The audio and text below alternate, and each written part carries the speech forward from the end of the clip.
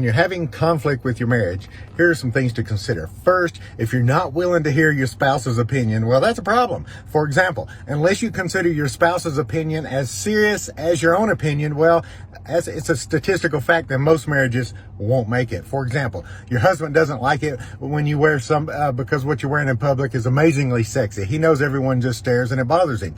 You can try to see his opinion or tell him he's crazy and disregard his opinion. If you don't even consider his opinion, you're going to drive a wedge in your relationship. Guys, if your wife doesn't like that you have lunch with a gorgeous coworker and you won't even listen or consider her feelings, well, that's a recipe for disaster. If you're unwilling to hear and consider your spouse's opinion, you will continue to struggle as a couple.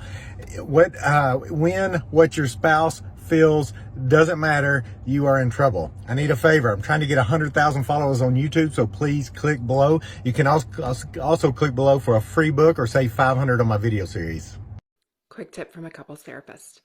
It's not your partner's actions and behaviors that are making you angry. It's your thoughts about those behaviors and actions that are making you angry. Now, before you light me up in the comments, hear me out. If I'm doing chores and my spouse is on the couch watching TV or playing video games, I might be having these thoughts race through my head that he doesn't care, that he's not paying attention, that he thinks I'm responsible for everything, and why does he expect me to do everything around here? What's his problem? While there may be a genuine imbalance in the distribution of labor in your home, chances are your partner is not having those thoughts. He's probably just playing a video game or watching TV so he can unwind and relax. He's also probably completely oblivious to the shitstorm that is going on inside of my head. The problem is that by the time I bring this to him, I'm pissed off. I'm angry, and I'm going to be coming at him, blaming him for not being available, not pulling his weight, or not wanting to do his share, for making me responsible for everything and making me feel like I'm his mother.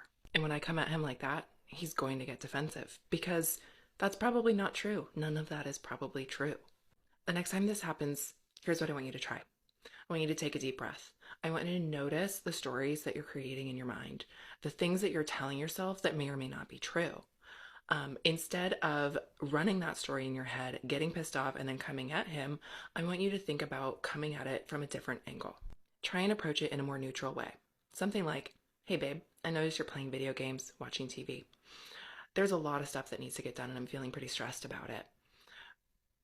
In about 20 minutes, do you think you could pause that and we could knock some of this stuff out together? That would really help and make me feel supported and allow me to relax as well.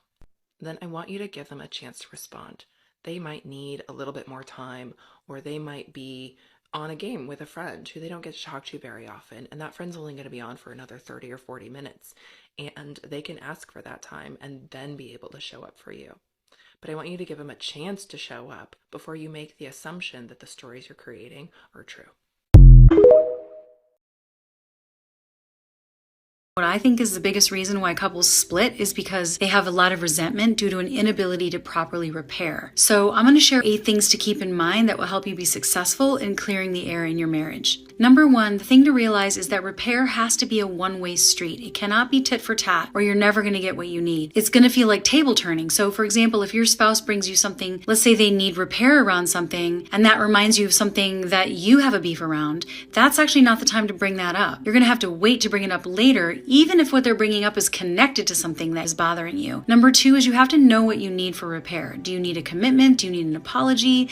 Do you need an acknowledgement of impact? Or maybe there's a commitment that you're looking for in terms of future behaviors. Number 3, it has to be actionable in that moment.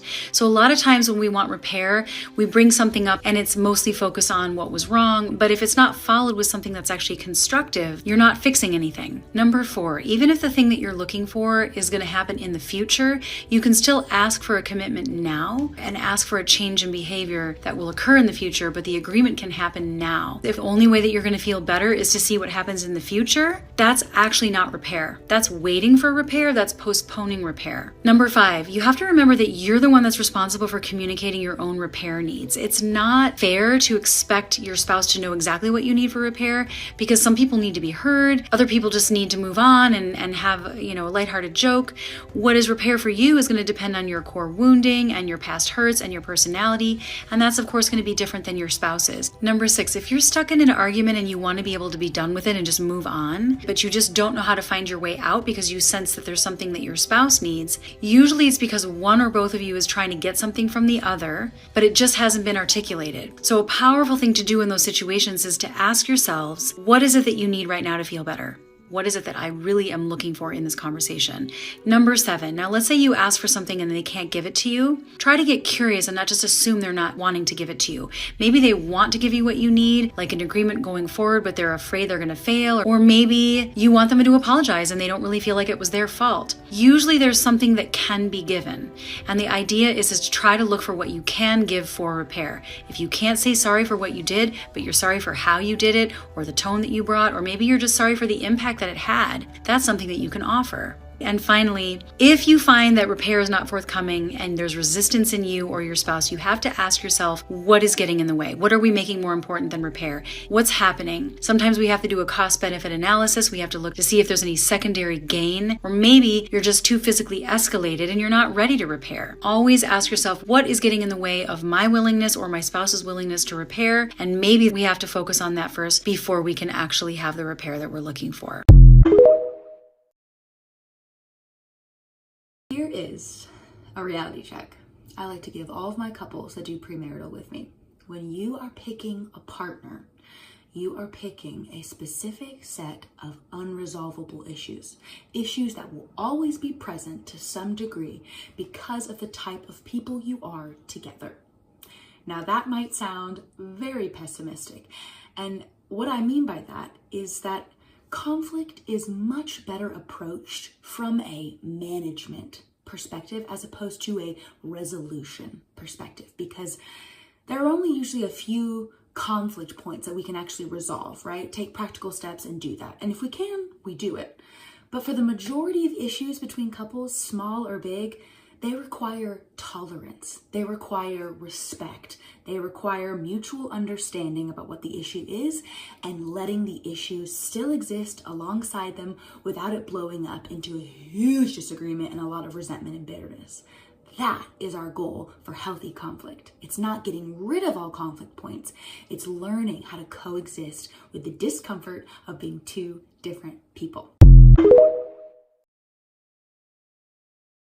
Here's the last thing I'll say, because I don't want this to come across wrong. And Melissa really gave me this in a clear way. We're talking about not hurting each other, protecting each other, and all that type of stuff.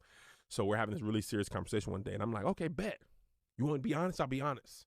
And she was like, if you think you finna be honest without being kind, it's gonna be wrong. Because honesty without kindness is harsh. It's mean. It's mean. Right? And kindness without honesty is just lies. Right? It's just soft lies. So she was like, you tell me the truth, but you find a nice way to tell it to me because I deserve that. And that's what I've given you. A lot of times in relationship, people, I just tell it like it is. I'm sorry. I'm just blunt. I'm just this and that. Okay. So what you're telling me is you just hurt a person on purpose and you don't love them enough to find a nice way to communicate what you want. Amen. You just want to get it out and just be who you are and be blunt. And what often happens is you can't honestly take that from other people. But when you want to give it, you just go, and that's just how I am. If you don't like it, fine. Is that really how you want to show up in your relationship? Come on and say the words. words. You don't want to take the time to say, okay, if Melissa, here's how I feel, and here's X, here's Y. You don't want to take the time to think about what's a nice way to say this so it can be digested. Mm-hmm. Yeah. Your partner deserves say it, Kev. Your time in trying to convey what you have to say in a kind way. They deserve that time from you to take the time. They deserve that prep work. The same way I had employees before at work. I knew if they were messing up, I can't just be like, you suck at your job, and if you don't do good, you're going to get fired. That's not effective leadership. Effective leadership is, here's what you do well. Here's where you're missing. Let's create a plan. And also, me specifically, for years, she's done it for me. She ain't never just came. If she would have came to me when I got fired and was like, I told you you sucked at that job and you was making them comedy show flyers, you was going to get fired. She knew that was coming. That's not what I needed at You that mean time. comedy? Yeah, Yeah, Yvette, I was he was making, doing other because the things. color copies was 50 cents at Kinko's. I risked it all, and like an idiot, I left the original in the glass. My Oh my boss gosh. came and showed me the flyer. I thought he was excited to go to my show. He was upset because the ink was low. All of a sudden, we got all these blue papers, and I ain't never used the copy machine before or since. When I first got married, I truly believed I was always right. Like, I had this firm belief that I knew exactly what I was doing, I knew exactly what I was talking about, and I knew exactly the moves we needed to make in our marriage in order to make it work. As if I had grown up watching healthy relationships and marriages all my life, which wasn't the case at all. So anytime my husband and I didn't agree on something and we came together to find a resolution, we always ended up resolving it my way, because I would show up as if I knew exactly what I was doing and I knew exactly what I was talking about. And you see, two things ended up happening in my relationship early on. One, my husband stopped sharing his opinions and his logic as much in order to avoid conflict with me. And two, I then allowed my controlling spirit to no longer create a safe space for him to share his side. And what I want to remind you of is that that control that became part of your personality served you in another situation. You see, you had to become controlling to figure something out. But that controlling spirit can no longer live in this relationship, can no longer live in this marriage. It doesn't serve a purpose. You both are supposed to be a team. If you are controlling and you want to make all the decisions in your relationships, you might as well be by yourself. Because that's not what a relationship is. A relationship is a partnership between two people where you both hear each other out. There's a safe space amongst both of you, and you decide amicably together what is best for both of you. Not you being in control of everything and everything that's going on. You understand? If you're ready to do this work with me and you want somebody to coach you through this, go to the link in my bio to learn. Oh man, I can already see the comments from some of you guys, but it's important for you to understand that she will not give a shit about what you have to say and the logical arguments you have to present in a disagreement until you have shown that you understand how she feels. Because here's how humans work, not women, humans. When emotions are heightened and that fight or flight response is just hanging out here in your chest, in your gut, your critical thinking brain goes offline. So any logical arguments, any specifics around what the rational explanation is, isn't going to be heard in that conversation until the emotions have been addressed. I'm not just saying her emotions, yours as well. If you're pissed off, that should be talked about. That should be fleshed out in the conversation. If she's feeling upset, if she's feeling disconnected, we should be able to acknowledge that and sift through that with our partner, because what happens when an emotion is validated and it's acknowledged within the conversation before you get to the nitty-gritty details, it allows those emotions to dissipate. It allows those to lower themselves so you can get back to some of the logic, some of the rationale that's there. But until you figure that out and stop trying to act like a lawyer trying to prove his case, you'll never have a productive conversation with your wife when there's conflict in the room. Your absolute best bet when things go sideways is to stop trying to figure out what the right thing to say is or what the right argument is so that you feel better about your point.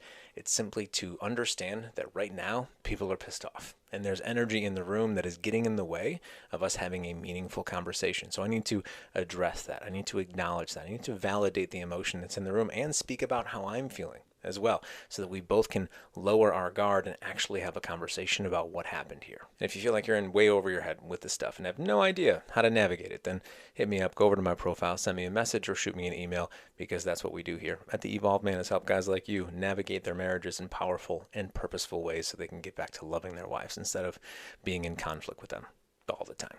All right? Okay.